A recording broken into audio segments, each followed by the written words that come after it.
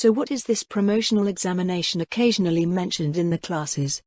Seated on one side of a long table in the academy's cafeteria which appeared to be a colossal mess hall, Ludmilla idly stirred a bowl of steaming fish stew with a chunk of fresh brown bread. The headmaster, who abstained from eating, was more than happy to continue extolling the virtues of the academy as they ate, responding with gusto to Clara's question. The promotional examination is a test that all students participate in at the end of their second year, he said. It was introduced with the reforms of our current emperor. You mentioned something about it being something along the lines of a military exercise, Ludmilla said. On the surface, that is what it appears to be. As a whole, it is much more. Though the most concise way I can put it is that it is an experience, one where both the capabilities of students are assessed in all fields and where the students learn what is involved in the realm's security. As most of our students pursue civilian vocations, it is an opportunity that they would not otherwise have. So you send civilians out to fight? Florine frowned. At Florine's slightly incredulous tone, the headmaster smiled through his long beard. It is not so simple as telling them to go into a forest and fight monsters, he said. Students are instructed to form groups and prepare to participate in an army patrol. These patrols take them along routes that are determined to have a high risk of encountering opposition. Not too severe, mind you, weak demi-human tribes and lesser magical beasts are the usual targets. A representation of a day's work in the Imperial Army. What he proposed was still dangerous. Even a goblin could severely injure or even kill a human civilian. Low-level combatants were not much different. When it came to individuals at and below what the Sorceress Kingdom's Adventure Guild deemed silver rank, mundane realities still very much applied. Bad luck, or good luck, depending on how one saw things, could swiftly cause everything to go awry. A crude arrow or even a thrown rock hitting the wrong place was all it took. Groups with magic casters face more difficult trials, Lady Freyan added. Gay, don't remind me, Prez. Dimir shuddered. My exam sucked. They took us out to the Wyvern Mark and we ended up running into a pair of rust monsters. The soldiers ran around like crazy and kept shouting at me to kill it. I'm a divination specialist, damn it. What happened then? Leanne asked. Rust monster things happened, Dimir answered with a resigned look. By the time I cast Magic Arrow enough times to kill them, 2/3 of the patrol's equipment was destroyed and we had to return to the army outpost. I couldn't stop crying on the way back, thinking they would flunk me. That sounds like a pass to me, Lady Freyan said. It didn't feel like a pass. Dimir pouted and sniffed as if reliving the experience. What's a rust monster? It's a giant bug with a tail kinda like a fish. Dimir looked across the table at Leanne, projecting her fingers out from her forehead and wiggling them around. 2 meters long and 1 meter high. They have these long feelers and they corrode any metals that they touch. Swords, arrowheads, plate armor, everything just goes poof into a pile of rust or whatever.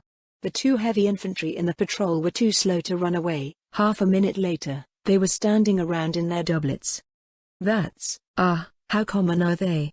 Leanne pulled out a notepad. Sounds like bad news for any sort of metal tools or equipment. I don't know. They live in caves and stuff so they could be anywhere. Just before we were attacked, the soldiers were talking about how the mountains along the Wyvern Mark had veins of metal so I guess they asked for it. Leanne started taking notes on the dire threat to her nascent machining industry. Or was it a way to sell more machinery? As I mentioned, the headmaster stroked the curls of his silver beard, it is not so simple as fighting monsters. The entire process is analyzed and graded by the Academy's proctors. This includes how they form their teams, the means by which they prepare and organize themselves, the tasks they perform during the examination and how they fare in a hostile environment. I take it that those who display exceptional performance in combat are scouted by the army, Ludmilla said. That tends to be the case, yes, the headmaster replied. They even tried to recruit Lady Freyan here. If I recall correctly, she helped to kill 5 trolls during her examination. The patrol was quite impressed. I'm sure they were just being polite, Lady Freyan said. I simply prevented their regeneration while the soldiers did most of the work. And it isn't as if Scorching Ray can be resisted. Yet it is how the examination's assessments work. Rather than looking out for individual feats, it is the ability to work as a part of the patrol and one's team that is analyzed. Practical skills, martial ability, resourcefulness and social interactions are all graded. Every ministry uses the information garnered from the examination to identify skilled individuals to work for them in the future. The same might be said for classroom activities, but the promotional examination is where everything is put to the test in a more stressful situation. If nothing else, the Empire was very thorough when it came to figuring out where people would fit. It felt like a twisted version of what Ludmilla was attempting to accomplish in her own domain. She recognized that the Empire had far from sufficient resources to ensure that over 8 million citizens received the same treatment, and that focusing on those who maintained order and were most likely to bring change was the logical choice. What they considered important and the attitudes that such an approach carried, however, seemed to sour the otherwise rational process. As with many systems of governance, including that of the Sorcerer's Kingdom, those with martial power, resources and authority broadly defined what was valuable and what was not. In the Imperial Magic Academy, education was essentially employed as a tool to instill the future leadership of the Empire with skill sets and attitudes considered ideal by the Imperial administration. The promotional examination was a checkpoint on the road to becoming an ideal elite. With every graduating class of the Imperial Magic Academy, the government-mandated values and behaviors of the Empire were further entrenched and refined. It was unsettlingly similar to the machining processes that Lian used, where a crude machine could be used to build a more precise machine and that machine was used to create an even more precise one. Eventually, the tools and parts her workshops produced were of astonishingly exacting standards that could be reliably used across any number of machines and vehicles. Except, while people could be employed as tools and seen as parts of a greater apparatus, they were more than just that. What happens to students who fail the promotional examination? Clara asked. It is actually quite difficult to completely fail, the headmaster answered. One way is the inability to form or join a group. Another way is to display unacceptable conduct during the examination itself. The former rarely happens and the latter includes students committing crimes, abandoning their posts, being found derelict in their duties or similarly reprehensible acts. We obviously wish to expel these sorts before they can become officials. Students who have less severe issues during the promotional examination undergo remedial courses and training, Lady Freon said. Most problems aren't very difficult to address. Is this done during the senior year? Usually between semesters, Freon replied. The promotional examinations start at the beginning of autumn and classes resume at the beginning of winter. Most seniors, as mentioned, work in practicums or internships with the government departments that recruit them.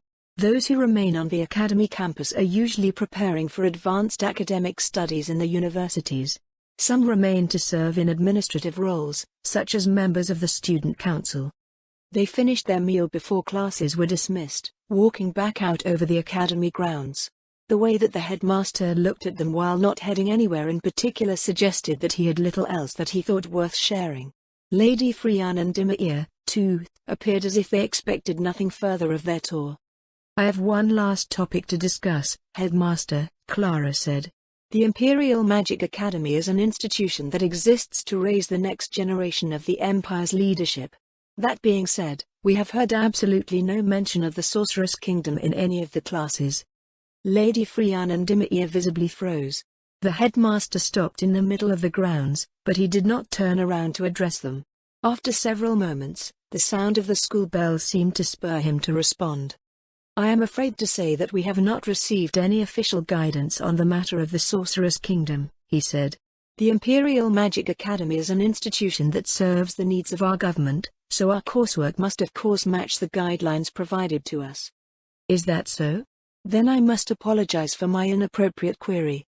With that, they allowed the headmaster to guide them back to the academy gate. With all of the looks directed at her from the students, Lady Freon seemed especially eager to be on their way. Clara smiled to herself as the Duke's daughter scurried ahead of them to the carriage. At least we came away with something usable. It is utterly unfair how everyone is scared of me when you are by far the more terrifying between us. The way you peel back people's defenses is especially disconcerting. Every new bit that Freon exposes to us is one less thing that she feels that she has to hide. Her pride, wariness, and sense of obligation as a princess of the imperial dynasty is a good thing when acting in an official capacity, but it also gets in the way of her making friends. We are the ones that need to bring her to us because she cannot come to us herself. She is worth the effort, yes? Of course she is. We do not need to scour every corner of the Empire to realize that we have a priceless gem before us. Frian is the ideal ally for us in the Empire, and I agree that it requires her to be closer to us, but the way you go about it is still ruthless. She has probably felt like a cornered animal from day one. That would be a construct of her own imagination. In the future, the memory of all of her needless worrying will serve as a reminder that it is better to be herself when interacting with us. Do you know how insidiously manipulative that sounds? I hope no offense was taken at the headmaster's conduct and statements.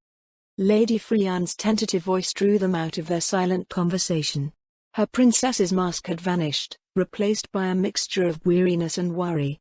Outside, the grounds of the Imperial Magic Academy disappeared around the bend of the boulevard.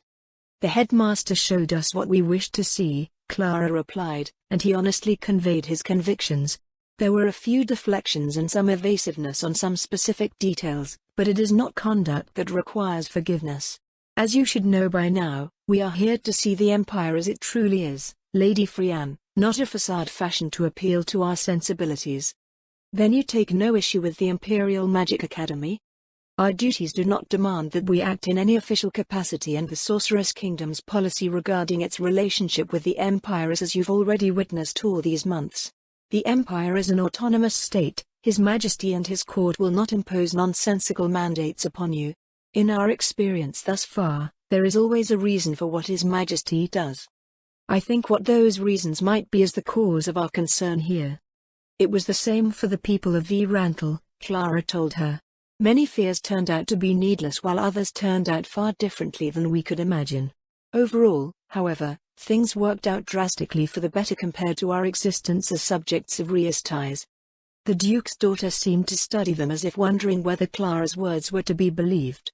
Many say that the Sorceress Kingdom's benign policies only exist to lull the region into a false sense of security, Lady Frian said. That, by the time the world is aware of the danger that a nation ruled by an undead sovereign represents, it will be too late. Ludmilla let out an amused noise at the insinuation. Those who think to limit the Sorceress Kingdom to the bounds of their own understanding are deluding themselves, she told her. There is already nothing you can do if His Majesty decides to act. Thus the notion that the Sorcerer King must play by the rules that you know is laughable. The amendment to imperial law that recognizes the absolute nature of His Majesty's representatives is more a statement of fact than it is a clause designed to allow the imposition of demands. It gives the imperial administration an avenue to acquiesce to its integration through any opposition. What keeps the Empire from advancing are chains of its own making. His Imperial Majesty has been doing that more frequently, Lady Frian muttered. After the instructions to reorganize the Imperial Army came in from the Royal Court of the Sorceress Kingdom, he started telling anyone who voiced their opposition to complain to the Sorceress Kingdom. I think he's starting to make a habit of it whenever something is handed down to him. I find it unfortunate that His Imperial Majesty goes about it in the way that he does, but, as a loyal member of the Imperial dynasty, you should be supporting him to the utmost of your capabilities, yes? Lady Frian smiled wryly, leaning back in her seat. I haven't personally received any missives from the Sorcerer King's official representatives, she said. As a Duke's daughter, I doubt that I will ever be in a position to do so. My elder brother will become Duke Gushmund, and I will hopefully be raising a cadet branch. We noble women have our way of doing things, yes? Clara said, you've already acted on our behalf on several occasions. It is a familiar and comfortable way of things that the nobles of the Empire can get behind. In many ways, our methods are more effective at enacting healthy societal change. I do not doubt that you already understand this. I do, Lady Frian nodded. But I also understand that this way of doing things is gradual. It may not be quick enough for the liking of your royal court, based on what our court council has seen so far. It doesn't have to be, Clara told her. Every small step forward that we take makes the work of both our royal court and your court council easier. That is the way it has always been. Noble women facilitate everything from behind the scenes while our husbands take decisive action if necessary. In our case, the role that our husbands would have occupied is instead filled by the highest courts of our respective nations. Our work is complementary to theirs, making matters more efficient and effective. Their carriage slowed as it approached the gate of Gushmund Manor. After the way was opened, their pace picked up again and they wound along the carefully tended avenue. Before they arrived at the Imperial Magic Academy, Lady Freyan had mentioned that there was someone who wanted to meet them. "Is that the way you do things in the Sorceress Kingdom?" Lady Freyan asked. "While we lead our houses now," Clara answered, "we were still raised to do things in this manner. It's become the natural way of conducting affairs since women now form the majority of the Sorceress Kingdom's nobility. Also, the relationship between the royal court and the House of Lords is not too dissimilar from the situation you find yourself in when the Sorceress Kingdom delivers instructions to the Empire. How favorable have the results been?" "Ludmilla's role as a frontier noble is different from ours," Clara replied, "but His Majesty has personally voiced his approval for each of our efforts. As far as we can tell, our endeavors are in line with the Sorcerer King's will, and we will continue to support His Majesty in what capacity that we can. This includes helping the Empire realize its place as a proud member of the Sorceress Kingdom's hegemony." A proud member of the Sorceress Kingdom's hegemony. Freyan disembarked from Countess Wagner's carriage, silently digesting Countess Corlin's proposal as she walked by the maids and footmen who welcomed them to Gushmond Manor. Since their first day together, she was well aware of the slow pressure that the four nobles from the Sorceress Kingdom were applying. Her work with the court council made her privy to many of the general missives and finely detailed requests issued to the Baharuth Empire by the royal court of the Sorceress Kingdom. Much of it would be considered foreign to regular aristocrats, who, while answerable to the Empire's central administration, were accustomed to being autonomous within their fiefs as they worked to carry out the policies and directives handed down to them. It was abundantly clear that the Prime Minister of the Sorceress Kingdom, Albedo, was a bureaucrat. Or at least she communicated with the court council as a bureaucrat. Everything was qualified and quantified, pure, broad efficiency was measured from a top-down perspective familiar to how the officials of the imperial bureaucracy would view things. The content of her missives also carried the same flavor, using concepts and measures sometimes abhorrent to pure aristocrats. Military integration. Manipulating nationwide demographics and the movement of populations from region to region. Slowly tuning the mechanisms of the state from a sterile, statistical perspective that even applied metrics to things like public sentiment and cultural adoption rates, considering them mechanisms that could be adjusted by pulling one lever or the other. Prime Minister Albedo's methods were inherently offensive to both the imperial aristocracy and the temples, who saw it as an aggressive mass dehumanization of the nation and its people. Surely, at some point, they would all be assigned a number and treated like the undead laborers reported to endlessly toil in the Sorceress Kingdom. The imperial bureaucracy, however, welcomed her tasks with open arms. To them, the Prime Minister's missives were a work of art, the masterful strokes of a supreme administrative functionary to be admired and aspired to. Her cousin could only shake his head as they had no choice but to acquiesce to the Sorceress Kingdom's requests. He would sometimes bitterly note in private that the vision of the imperial administration the imperial house had gradually realized over the generations had been usurped. Though his rise to power required that he involve himself personally in the micromanagement of the state to make up for the shortfalls in the bureaucracy's staffing, he assumed that he would eventually return to being able to issue directives to the court council and have the empire's excellent administrative apparatus do the work. With the numerous problematic elements within the nation mostly purged, it was a system that he believed could be relied upon even if future emperors were lacking in talent, ensuring that the empire would function smoothly in generations without great leaders. Now, the Sorceress Kingdom had taken the place of the one issuing the directives, and the emperor had been reduced to something like the head of a department called the Baharuth Empire. To be certain, the burdens of leadership had been lifted from his shoulders. Prime Minister Albedo's superlative ability combined with the principal amendment to imperial law was also making life easier for the empire's bureaucrats. The empire, however, was no longer the master of its own destiny. Freyan had assumed that things would continue along that vein, with the empire being transformed into a pure bureaucracy. But then, the next phase of the Sorceress Kingdom's attack came in the form of Countess Corlin and her party. The four noble women arrived as angels, reaching out to the disparate elements being cast adrift by the unfeeling march of progress and a bureaucracy empowered by the unquestionable might of their suzerain. From the perspective of an imperial aristocrat, they communicated the same way, understood the same things, danced the intricate, purposeful dance of the aristocracy that only true nobles could perform. They lived in a world where duty, obligation, Tradition and pride were who one was. A world where protocols impossible for outsiders to imitate or fully grasp spoke volumes with every gesture and word. She couldn't say that she hadn't enjoyed the time they spent together thus far. Though relaxed and leisurely, everything that came to pass felt purposeful and productive. It was more fulfilling and less wearisome than dealing with boorish and sterile bureaucratic functionaries or the throngs of admirers who looked up to her as a role model or a duke's daughter. As a woman who had taken decisive steps to enter the arena of men that was imperial politics, Frianne found it a breath of fresh air and a glimpse into possibilities she had not considered before. At first, she had accepted her role as host out of a sense of duty and obligation to the imperial dynasty and the aristocratic establishment, hoping to avert potential disasters and prevent other problematic strangeness from occurring. Little did she realize that it would become an experience that she wished would never end. They were women who were accustomed to wielding power and authority. Furthermore, they understood Frianne's position. What she was, where her boundaries lay and the chains that bound a princess of the imperial dynasty. There was no need for pretense, no tedious process required to ensure that propriety was observed and other parties did not underestimate or infringe upon her station. As such, Frianne found that, for the first time outside of House Gushmund and the private interactions with her relatives, she could be herself. Like Frianne, they were all noble women with highly authoritarian leanings, yet they had tempered and balanced attitudes that, up until that point, Frianne thought only she and her grandmother harbored. A part of her wondered what sort of traps awaited her, but for the most part, it didn't matter. Risk came with relationships and, though the four from the Sorceress Kingdom understood how the games of nobles were played, Frianne detected little in the way of hostility or a desire to use her unfairly.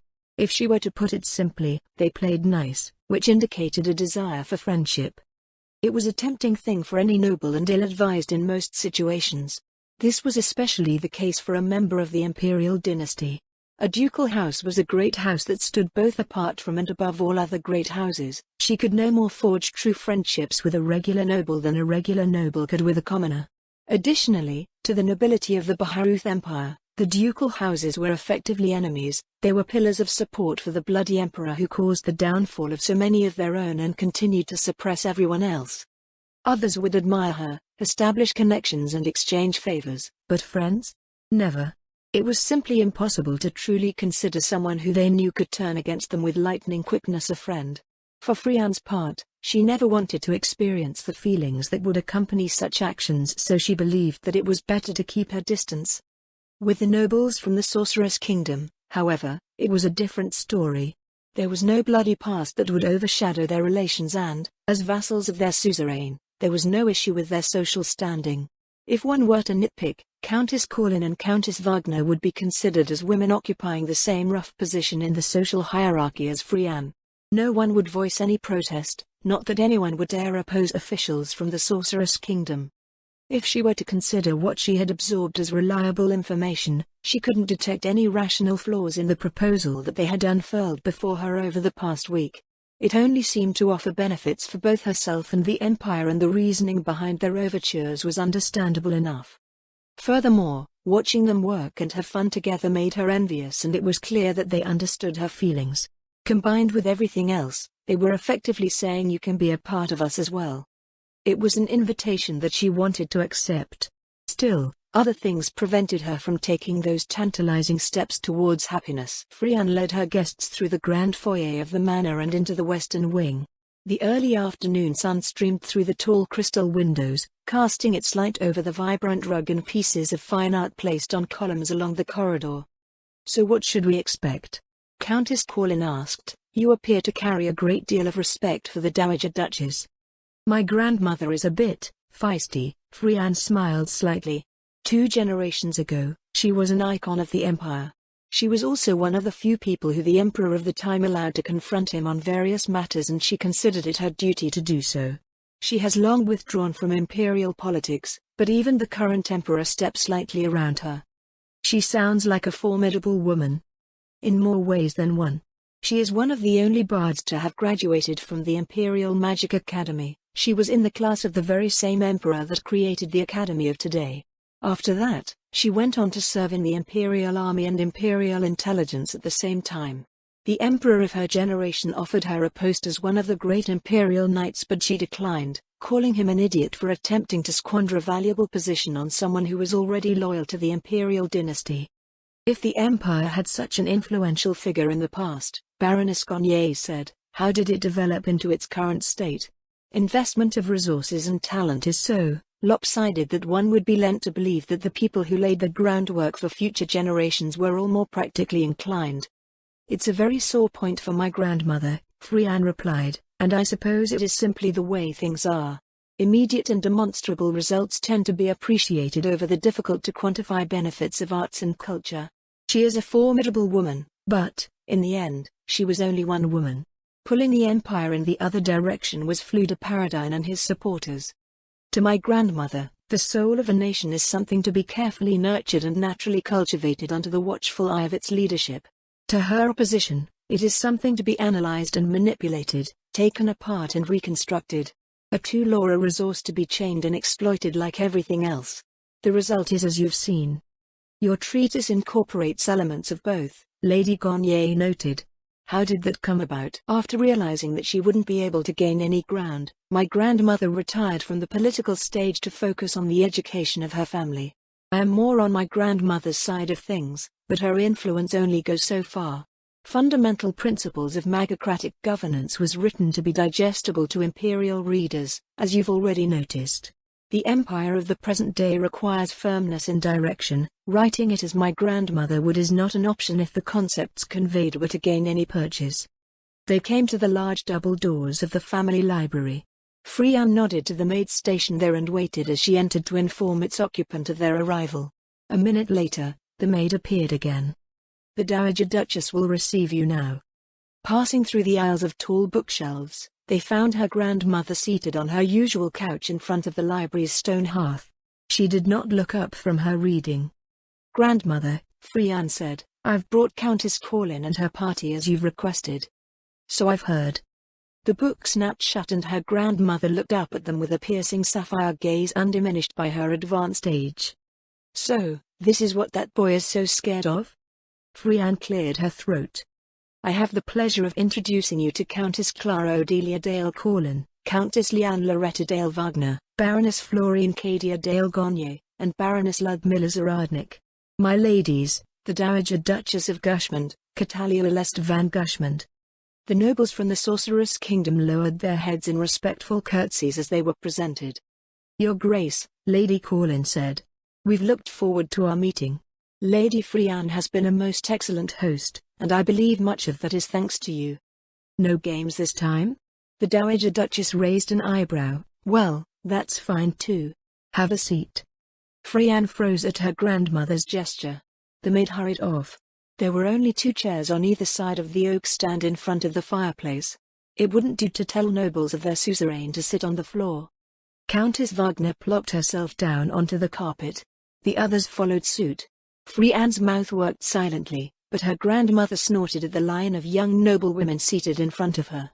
Just so you know, she said, I'm done raising brats. A mother's work is never done. Lady Corlin smiled up at her. Can we call you Oma, too? Lady Wagner asked. The Dowager Duchess shook her head with a grumpy look, but she didn't appear genuinely displeased. Folding her hands in her lap, her gaze went from face to face until her eyes settled on Lady Corlin. You delivered that message to my Frian, she said with a stern look. Why? To see what would happen, Lady Corlin replied. Her grandmother's expression grew grim. She held out a hand. Show me. Frian blinked in confusion. Her grandmother had withheld something from the message. She watched as the Countess drew a folded parchment from the pouch on her hip, stretching forward to drop it into the Dowager Duchess' palm. Several minutes passed as her grandmother slowly scanned the page. Are you aware of the risk you've taken? Her grandmother said as she set the page down over her armrest. No. With another shake of her head, the Dowager Duchess crumpled the paper up into a ball and tossed it into the fire. Since Frian likes you, she settled back into her seat, and because I think you'll be good for her, I will warn you now. Stop digging. Don't let anyone know that you've tried. Recall any agents you've dispatched to collect information and tell them to forget that you ever asked. If you don't think they can hold their tongues, dispose of them. Then pray that no one has noticed what you've done so far. Do you know anything about this subject? No. I only know that anyone who does, anyone who even tries piecing things together, disappears. Lady Corlin exchanged looks with the others, seemingly conversing through their gazes alone. Frianne wondered how close they were to be able to do that. After a few moments, they looked back up at the Dowager Duchess. "We can't stop," she said. "This is too important and it will happen anyway. Thank you for your warning, however." "In that case," her grandmother replied, "promise me that you'll leave my family out of it. The Empire may believe itself to be secure and powerful in its own right, but we're next to nothing in the grand scheme of things." "Of course, Your Grace," Lady Corlin nodded. "You have our word. It is something that the Sorceress Kingdom will deal with on its own." "The Sorceress Kingdom, huh? I've heard a lot about our new suzerain, but you're the first officials from there that I've met.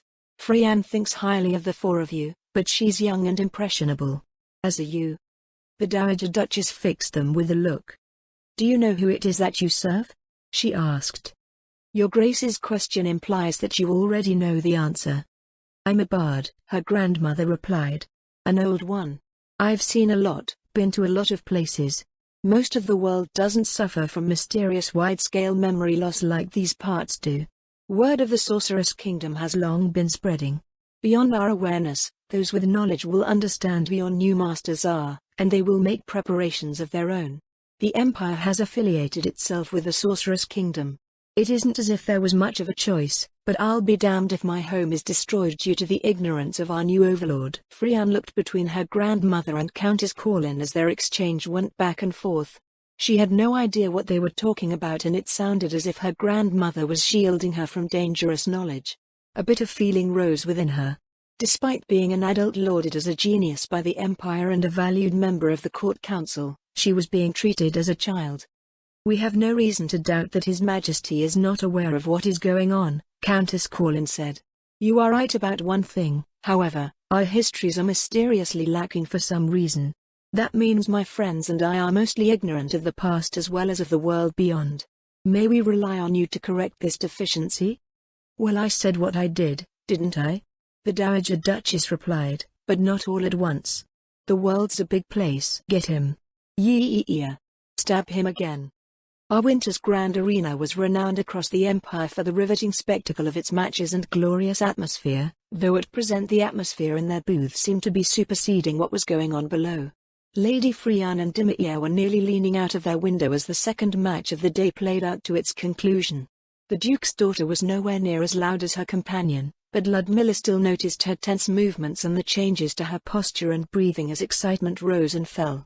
Cheers rose as one of the remaining combatants in the battle royale lost his arm. Florine turned her face away squeamishly and even Liane grimaced.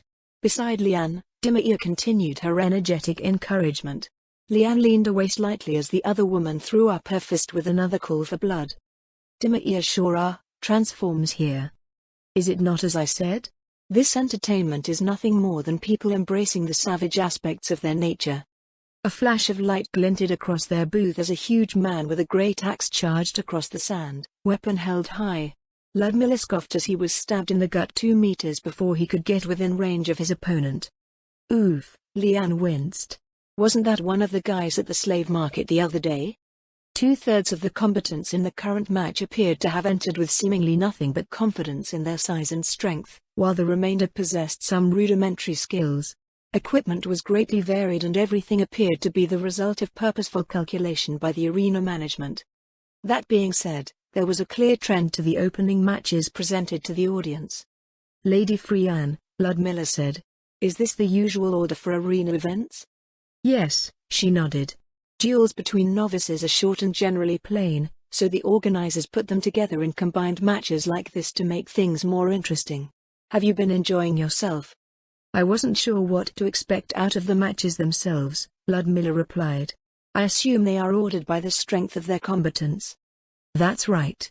There are matches with fan favorites that are looked forward to before the end, but a steady escalation of strength is the most sensible approach." The noise in the air receded to a dull murmur as the final 2 combatants faced off against one another. One was a wiry man with a 3-meter-long spear. The other wielded a greatsword. Both weapons had their points wavering close to the sand. They seemed to be sizing each other up, though Ludmilla suspected that they were both exhausted and trying to catch their breath. Whether the crowd also realized this, she wasn't sure. During their visit to the various artistic venues in our winter, Florine noted Ludmilla's lack of excitement at everything. After the first day of looking generally unimpressed at the entire world, Florine told her that the crowd was also a part of the entertainment. Meaning to say that one shouldn't look so critically at everything and allow themselves to be swept up in the moment. A willingness to have fun was a crucial part of having fun, or something like that. She glanced down at the row of men directly below the booth. They were about as strong as silver-ranked adventurers, so she assumed that they were off-duty Imperial Knights from the First Legion. Rather than finding entertainment in the quality of the match, it seemed that they were having more fun making bets on who would come out on top in each of the contests playing out over the course of the match. Who do you think will win, Ludmilla? It's set up so that the spearman is the likely winner. On the other side of the booth, Leanne leaned back to frown at her. Set up? You mean the match is rigged? Not exactly. It's just that the conditions of this match favor certain weapons. If one has a sword and they have the choice between an opponent with a spear and an opponent with a dagger, they'll go after the one with the dagger. No one here is strong enough to perform martial arts, so mundane realities, such as advantages in reach and leverage, apply. Furthermore, they're not as well equipped as they could be. They're not? They look armed to the teeth to me. They're in chain shirts and they don't have sidearms. If both were wearing full plate, they would probably collapse from exhaustion before they hurt one another.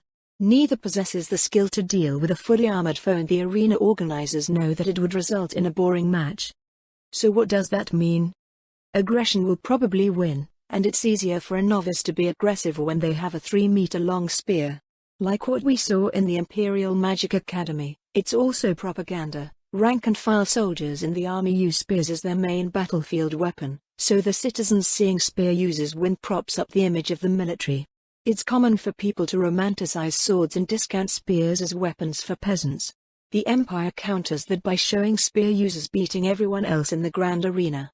Since these matches are composed of novices, it may also help with recruitment as spectators can see themselves winning, too. The spearman advanced, shuffling forward as the blade of his weapon wobbled weakly in the air before him. Several groups of people jeered his timid approach, including the Imperial Knights below their booth. The swordsman stepped back and forth, seemingly trying to find a way past the point of his opponent's weapon.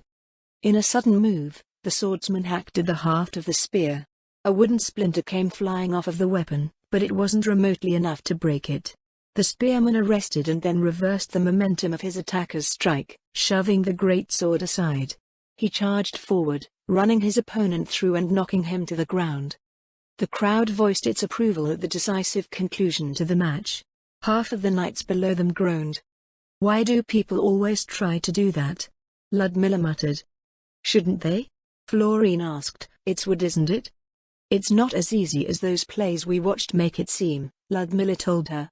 "Unless a weapon was being conveniently held out for someone to take their time to chop up, one would need a significant gap in quality between weapons to pull it off in 1 or 2 strikes. Alternatively, sundering attacks could be used. If they were using magic weapons, however, trying to break that spear would have been just as hard as trying to break that greatsword." "Then how should he have done it?" "Since they're both novices and since this was effectively a duel, the swordsman had the right idea at the start. The problem was that he overestimated what was required to win. Rather than breaking the spear, the swordsman only had to get past the point by deflecting a strong thrust and moving in. Given how tired they both were, he might have even been able to grab the haft. That spearman has neither the training nor the experience to conduct disciplined attacks or react to people getting past the blade of his weapon." As the victorious spearman raised a fist to the crowd, a set of arena staff ran out to tend to the fallen swordsman. The spectators settled down and vendors appeared to sell food and refreshments while the field was prepared for the next match. Despite the bloody nature of the event, there had been no fatalities due to the quick response of the recovery teams stationed around the exterior of the battleground. Grievous injuries were healed, limbs reattached.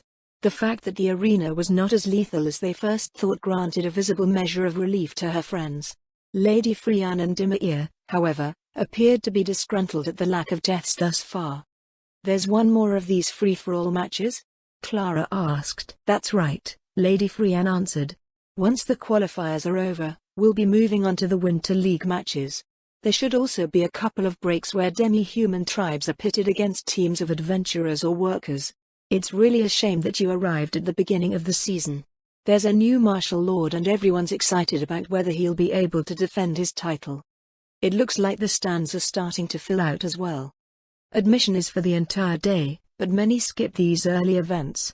The league matches are what generate the most revenue for the Grand Arena with all the betting and sales going on. A knock sounded at the door. One of the footmen opened it to allow 3 women with carts in. They quietly laid out an array of light food and refreshments on the long stone table in the center of the room. Lady Frianne and Dimio went to fill their plates. Florian swallowed. How can they eat while watching this? People can get used to anything, I guess. More to the point, they treat it as the highest class entertainment. Is the Adventurer Guild thing for our festivals going to be like this? There were a few exhibition matches on the side planned to show off individual skills, but they're not supposed to be lethal to the participants.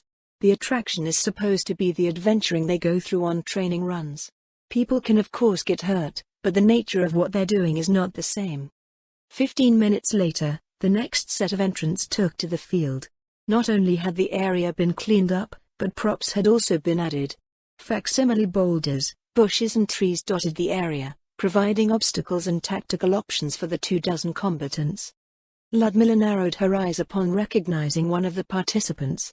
She scanned over the others in confusion. What's going on? Is something wrong? Clara asked. That man over there, Ludmilla pointed to the west side of the arena. He was the one that I stopped to look at during our visit to the slave market. The merchant did say that the arena had an interest in him, Lady Frianne said. Once slaves are purchased, they're put to work as soon as possible. The slave in question was now adorned in the same chain shirt and bits of leather armor as the other combatants. A long scimitar-like blade and a round shield hung loosely at his sides. Ludmilla scanned through the other men taking their places around the arena. But they should make an assessment before choosing contestants, should they not? Before even that, they should know about him from the merchant making the sale.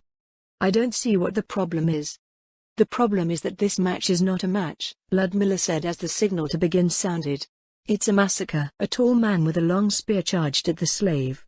The slave deflected the polearm with his shield, guiding it up into the air. He stepped in and slashed the spearman across the belly.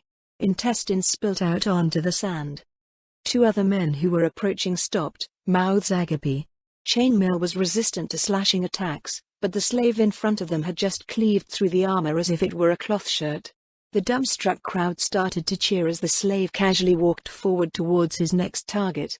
That target, however, was clubbed down from behind by a war club. His attacker crowed in exultation and charged towards the slave, face awash in bloodlust. Then his body rolled over the ground, missing both legs. What? Leanne squawked, I didn't even see what happened. It didn't seem that the crowd knew what was going on either, but their excitement over the result sounded out nonetheless. The other man that had approached the slave had prudently moved away to seek other battles, and the slave did not give chase. He strode casually over the sand, quietly watching his surroundings without expression. After a few more challengers were dispatched, the rest of the field seemed to become aware of the out-of-place combatant. The fighting died down. Smart move, Leanne said. It won't work, Ludmilla replied.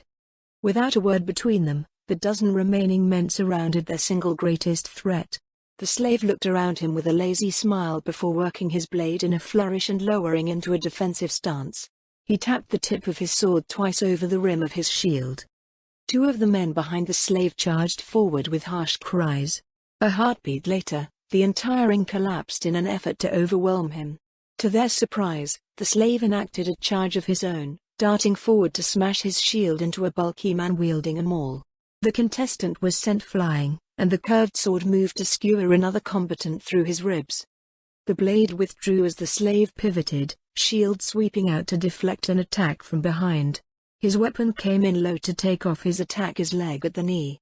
He smoothly came out of his strike and charged back into the thick of men in pursuit without missing a breath, sword flashing red in the late afternoon sun. In the stands, the spectators hushed. arms, legs and entrails scattered over the sand as the slave scythed through his 9 remaining opponents to appear on the opposite side of the field. Groans and cries of pain rose behind him as the slave straightened from his stance. He flicked his weapon to the side, painting a crimson arc over the ground. A quiet clink sounded in the air as he sheathed his blade. The grand arena exploded into a deafening roar.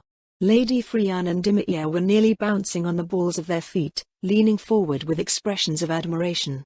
Ludmilla and her friends exchanged glances. "I guess we know why you wanted to buy him now," Leanne said. "I wasn't going to buy him," Ludmilla rolled her eyes. Can you do that too?" Florine asked. "With the right equipment," Ludmilla replied, "a well-trained combatant equivalent to one of our gold-ranked adventurers can probably do that. Those men were all about the strength of copper ranks. This man is high platinum or low mithril. I said it would be a massacre, but I didn't expect him to hold back." That was holding back? Ludmilla turned her attention to the activity below. She cast a pointed look to the recovery teams putting all of the fallen men back together again. "He could have killed a lot of them just as easily," she said. "It looked like he used a few boost arts and some basic strike arts to make things go as quickly as possible without lethally injuring any of his opponents. Without martial arts, his opponents were essentially defenseless against him. The arena organizers were probably putting on a different sort of show for variety." Awash in the fervid praise of his audience, the slave retired solemnly from the field. Voices drifted up towards the booth, chatting excitedly over the promising rookie that had appeared out of nowhere. Ludmilla turned to address Lady Frianne. "Lady Frianne," she said, "what will become of him now?" "It's hard to say," Lady Frianne replied. "With this display, he'll enter the Winter League for certain. Beyond that, the wealthy and powerful will try to figure out what he's doing here. I thought you might be onto something when you stopped to look at him the other day, but this demonstration makes him quite suspicious." "What would happen normally? Were he a known imperial citizen, many would try and tempt him into their service. If he's as strong as you say, the Emperor would measure his potential as one of the 4 imperial knights. Even so, many powerful individuals who enter the arena refuse to serve anyone but themselves, so he may remain here." Meaning to say that it was another area in which the absolute monarch of the Baharuth Empire was powerless. It was not exactly a black mark against him in particular, as Riestais was also in the same situation. The strong dictated terms to the weak and little could be done to stop them. Outstanding individuals who upheld a nation's order were perhaps the most valuable assets a country could have. "In that case," Ludmilla said, "how long would it be until he earns enough for his freedom?" "Without knowing the terms of his slave contract," Lady Frianne replied, "I cannot say for certain. He is a foreigner, so everything involved in that would add to his debt. If he's as strong as you say, it could be anywhere from a few seasons to a year or 2. Are you saying he sold himself into slavery on purpose? And now he's in the process of getting himself out?" Ludmilla nodded. "We have no idea who he is or where he's from, only that it seems he's arrived at his destination. This is just a hunch, but traveling as part of a merchant's slave inventory seems a very easy way to get around without being noticed. Since he is freeing himself in such a flashy way here, it might mean that he was more concerned about who might notice him departing his place of origin, or perhaps some regions along the way, than any scrutiny he might be subjected to upon his arrival. Or it could just be that he's legitimately a slave from somewhere," Leanne pointed out. "What Frianne's Oma hinted at might just be making you paranoid." That was entirely possible as well. With Ludmilla soon leaving for her duties in the northwest, it was up to her friends to learn what they could from the Dowager Duchess.